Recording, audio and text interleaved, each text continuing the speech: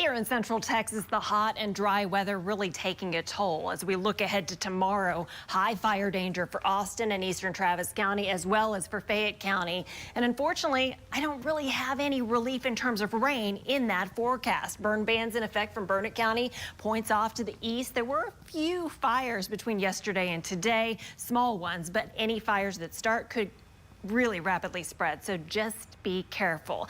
The thing that we have on our side for tomorrow is winds should be light. What's not on our side is how dry it is, and that a reinforcing front is bringing even lower humidity tomorrow.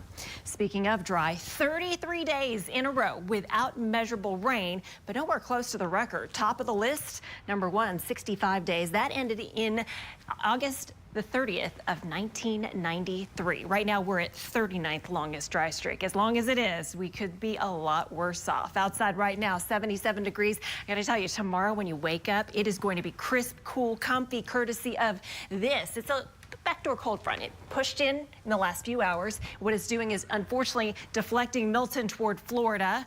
I'll have that track in just a moment. For the overnight, though, 62 degrees. It's going to feel amazing in the morning, perfect for anything outdoors. 60 in Burnett, 55 Llano, 56 in Bastrop.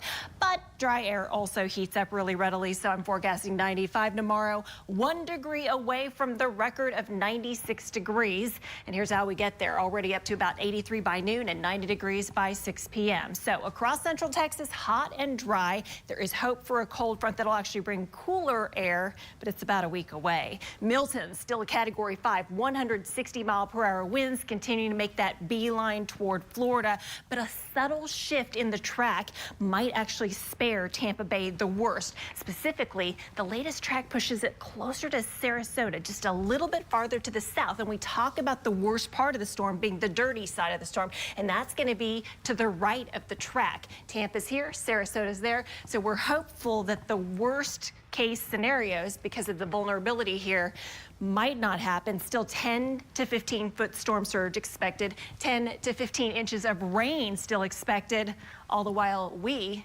have no relief in terms of rain in the next 7 days, which I suppose is good if you have tickets to ACL Weekend 2, where it's going to be hot but dry and luckily not too humid.